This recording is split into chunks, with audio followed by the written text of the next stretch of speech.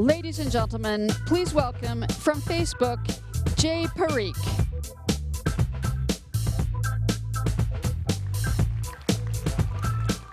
All right, good morning. You guys hanging in there? Yeah? Almost at lunchtime. All right, so, I'm really excited to be here again this year. I think we have accomplished so much in the last 5 years of this project. As folks mentioned earlier today, we've seen this community grow to hundreds of companies, thousands of people, and just a really cool set of innovations and technology that's being developed in the open. And I'm also really excited about all the new stuff that's happened since I was here last year, and we've seen just tremendous progress and a bunch of work happening in the networking space, and then you just heard from all of the leaders, a bunch of leaders in the telco industry, and how they're going to take what we've been building in OCP and apply it to their industry, into their technology. So really this thought around working together in the open and driving this innovation and this technology adoption much faster so that we can build these applications, we can scale our businesses, and we can solve these really amazing and cool problems together.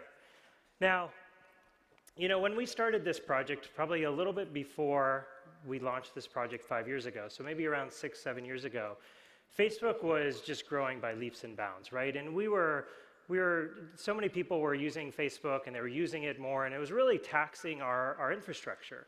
Our infrastructure was mostly put together from off-the-shelf solutions, and we were faced with a big decision many years ago, which was, do we stay going down the path of continuing to buy and operate these off-the-shelf solutions, or do we kind of break loose and go down a different path and start to build up expertise in a team that is going to allow us to design and build and operate all of our own equipment?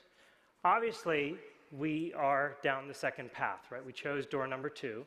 And instead of keeping all this technology and all of this gear to ourselves, we've actually been sharing it out openly in this community. And I think it's really important because over the years, we've been really focused on taking this technology and looking at it across the whole stack. I've talked about this before. We look at the technology at the data center level, the cooling, the electrical. We look at the servers that go into it and all the different types of workloads that we have to process and handle on a daily basis. And we look at the network that stitches all of this gear together and makes it all work. And then finally, all of the software, the millions and millions of lines of code that are running on Facebook's infrastructure to power all of these experiences in this family of applications.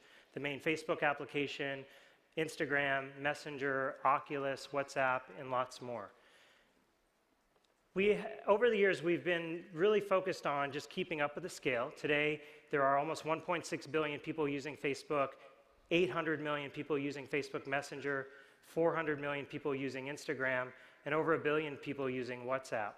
And we continue to really prioritize scalability as we think about these designs and this infrastructure that we're building. And as we've talked about before, as I've talked about before, efficiency is really important to us as well, right? Over the course of the lifetime of this project, we've saved several billions of dollars, and I think that is just a true testament for this stuff working both at scale, but also really helping us drive a more efficient infrastructure for delivering all of our services.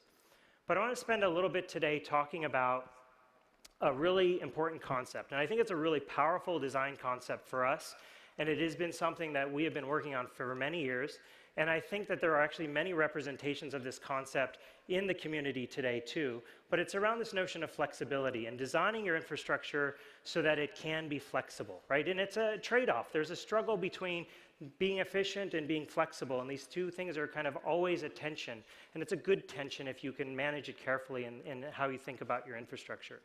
Now, some folks have mentioned this concept earlier today, but we really look at flexibility, kind of a very basic, kind of high-level representation of this is take these big components that power your infrastructure and break them down into smaller things.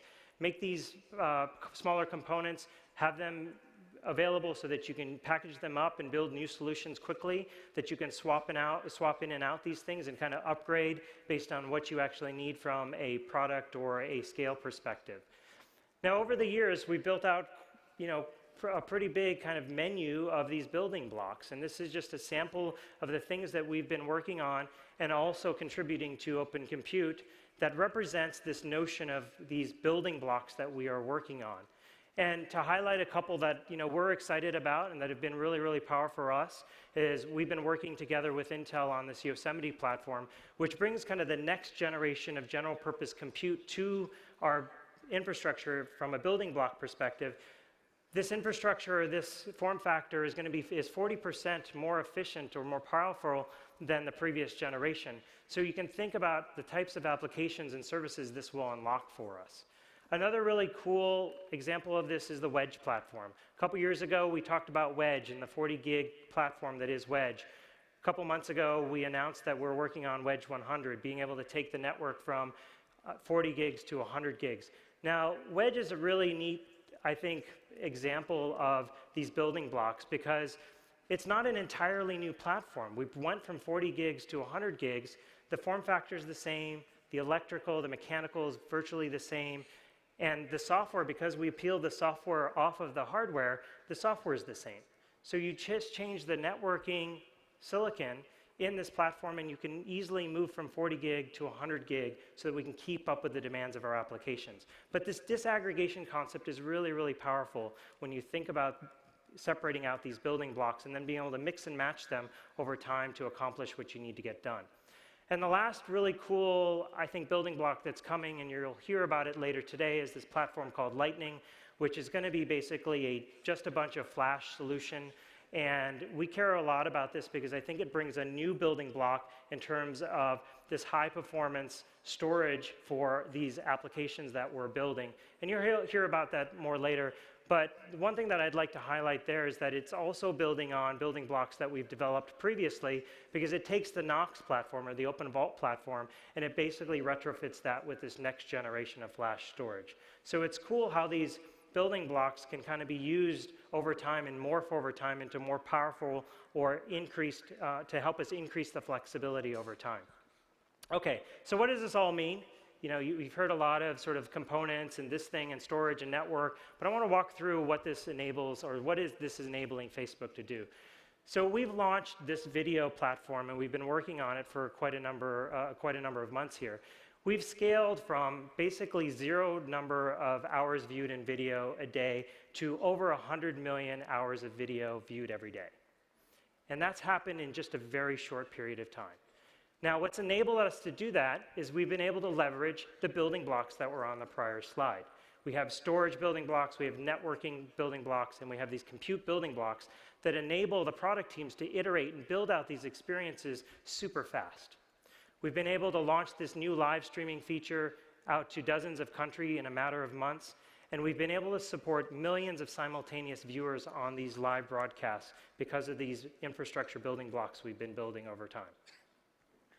So what this enables, or this flexibility that we've been doing, has really enabled us to move very fast on this product iteration. Okay, next example that I think is really, really cool. So I think most of you are familiar with this movement or this interest in artificial intelligence.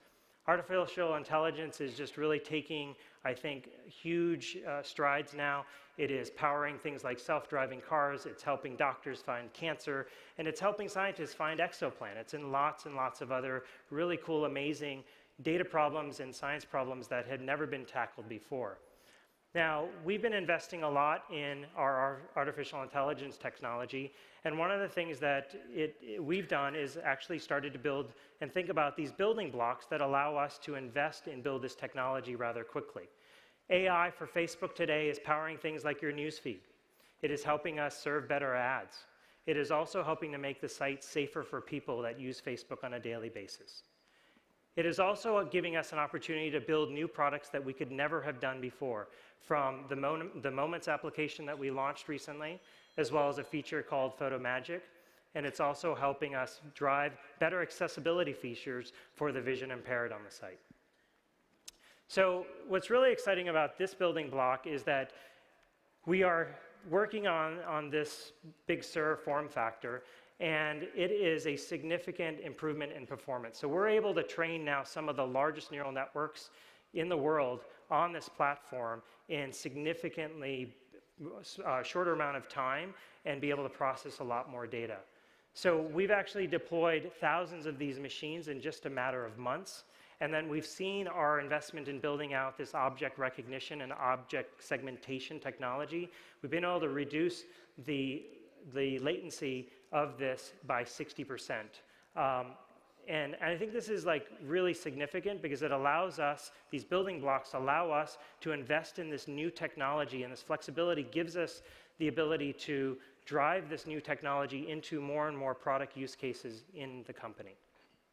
Now, to give you, I think, a really neat example of how this is useful to us is part of our connectivity lab efforts has been to understand how we're going to bring connectivity to the unconnected people in the world.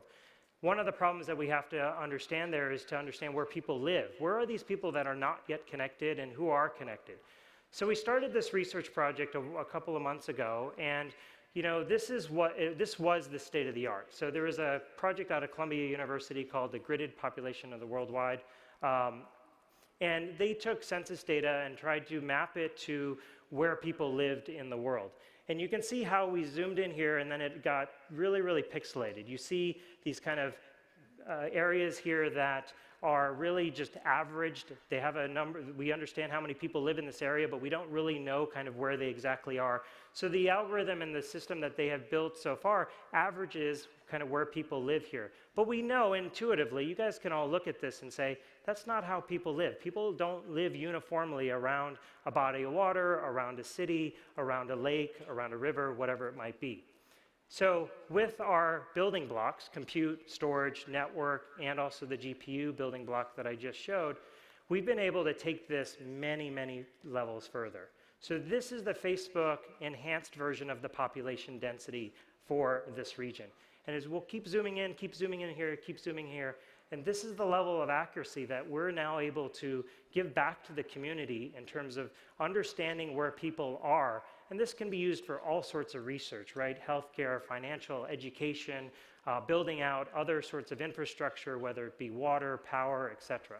So we're really excited about this, but this type of analysis and this type of work that really helps reinforce our mission to connect everybody in the world is only possible because of these building blocks that we're working on. Okay, so the last example that I want to go through here is really, because of these building blocks, we can take them and we can do lots of really interesting things with them. Over 80% of the people using Facebook don't live in North America. They live outside of North America. And it's really not possible for us to take our typical kind of massive data centers and deploy them in every region in the world. There may not be enough land, there may not be enough power, there may not be enough network, etc. Maybe too cost prohibitive, etc.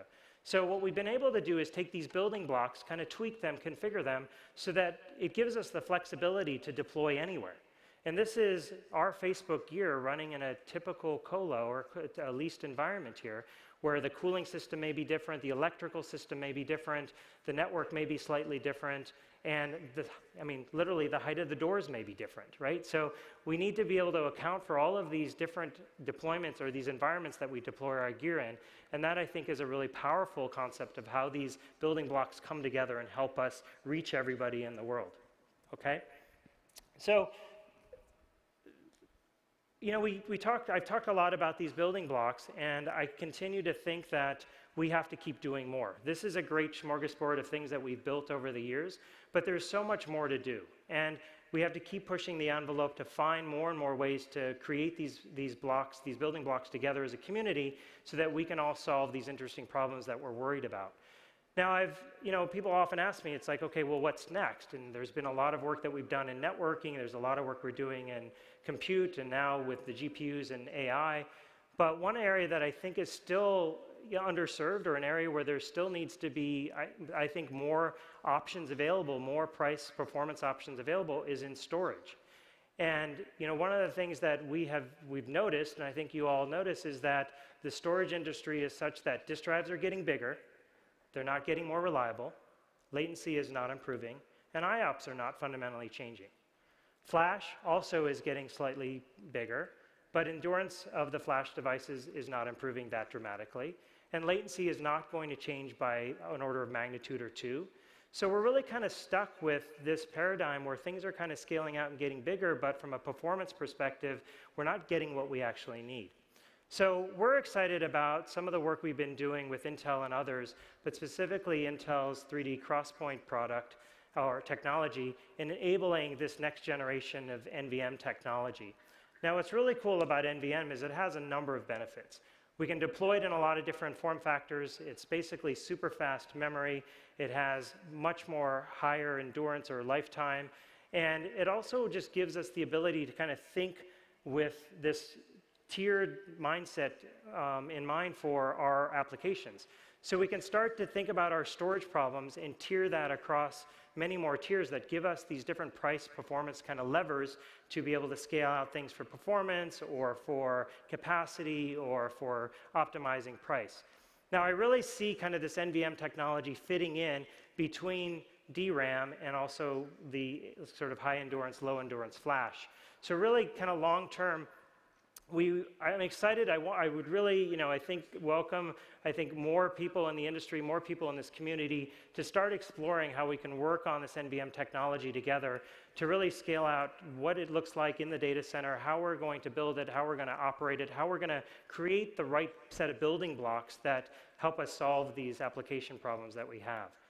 And one of the things that we've been doing is also working on an application. So we're taking kind of typical MySQL that we run, and we're changing out the storage engine and using an open source project that we've led for a while now called RocksDB. And we created this new open source project called MyRocks. And MyRocks is going to allow us to basically figure out how to tier our data storage and data optimization across DRAM, across NVM, across flash, across disk. So this will give us, I think, a really nice proof point to slotting in another tier of memory, another type of memory, into the overall hierarchy that we have to build these building blocks for. Okay, so just to close out here, I hope that one of the things you've noticed today in talking to and hearing some of the speakers present is just a tremendous amount of collaboration that's happening. And this is really why this community exists, right? We really want to see collaboration happening in the open. You've seen and heard Intel and Facebook talk about the work we've been doing on this Yosemite Xeon D platform. We're talking and working together on what this NVM platform or this technology can be in our building blocks. We've been working with NVIDIA on this next generation of sort of GPU building block to power these applications like artificial intelligence. And later today, you're going to hear more from folks like Microsoft, Verizon, Equinix, and others around how we're working together to standardize optics in the data center. Now, when we started OCP 5 years ago, a lot of people thought we were crazy. But we worked really, really, I think, diligently and hard to bring this community together. There's hundreds of companies that have joined, and we've always been really excited to welcome new members of the community to help really drive the innovation in the industry forward and be able to build out things that help us scale, help us get better cost efficiencies, give us better flexibility, and whatever else that's important to you in your business. But I'm particularly excited today to also welcome a very, I think, a very great leader in this space, and that is Google. So Google is joining OCP today, and with that, I'm excited to introduce you to Urs from Google.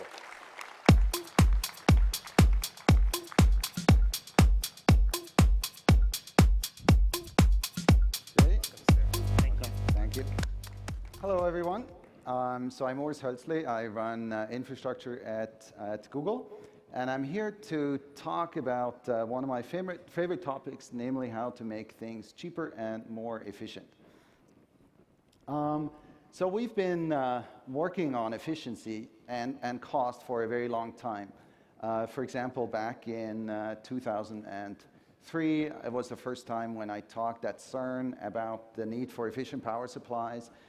2004, we showed the first 12-volt power supply. 2006, the 12-volt UPS that's on tray. So that's a part still of the landscape today. The OCP rack has the same thing basically on the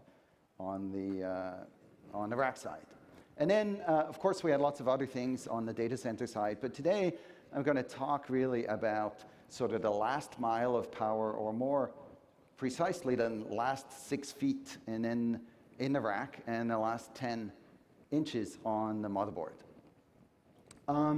So we started to think about that maybe about 5 years ago, when it was clear that we were reaching sort of the end of what's possible or plausible for 12-volt designs, and that further improvements needed a change. And so we started to look into this, into alternatives to 12-volt, and it became pretty clear that 48-volt was the right answer. And so we did a number of 48-volt designs over time. In the beginning, we had one that had 48 at the rack, but still 12 volts at the server. But what I'm going to talk about today is our current solution, which has 48 volt at the rack, and then directly feeds that to the point of load on the motherboard, so the CPU or the RAM. Here's how this looks like. So that's our current rack. At the top, you see the converters, the rectifiers for AC to 48 volts. So we worked with the component industry to create efficient rectifiers for that situation. They share a DC bus on the output side, and that makes it really easy to combine them with a 48-volt UPS that's in the rack. So what you see at the bottom is the 48-volt UPS. It's modular, of course, so you can vary the number of, the amount of capacity that you have depending on what you need for the particular rack. And then in the middle, you see the actual payloads. They could be CPU trays or GPU trays or disk trays or whatever you're putting in there. And a key thing that we figured out was to get the efficiency, both in cost and power, you have to directly feed the 48 volts to the motherboard and convert it in only one step. So these workloads have only one DC to DC transformation step. And so you step down the 48 volts, for example, at the CPU to around 1 volt, or at memory or at the disk to whatever they need. And that happens now in all of these boards, and it's something that we've deployed at scale. So we have several years of experience now and deployed this many thousands of times. So this isn't really an experimental system, that this is something that works at scale. And as we measured this solution, we saw a 30% or better than 30% improvement in the conversion losses end-to-end that you have in the rack versus the previous highly tuned 12-volt rack.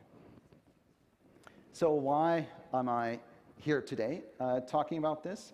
Well, it's because we're contributing a new rack standard that we hope will be accepted by OCP.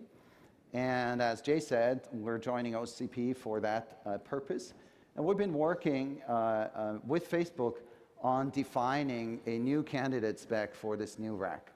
The new rack differs from the old one in two ways, and both of them are important, at least to us. I think the first one is important to everyone, and that's the 48 volt versus 12 volt. So we think there's an opportunity to define a standard in a way that lets the industry supply the components, lets vendors integrate those components, and lets really everyone come from the same supply chain. There isn't really a good reason to have multiple versions of 48 volt racks. That's why we're really trying to standardize this so that the entire industry can move to it faster and that we have a common standard. The second change is an alternate form factor. That's code for a more shallow rack. That's important for us because we cannot deploy the current OCP racks in our data centers. Our rows, our aisles are not wide enough to accommodate the relatively deep rack. And so this is something that we need. And actually, fortunately, that's something that works fairly well, even with the existing, most of the existing motherboard designs. They don't need the full depth.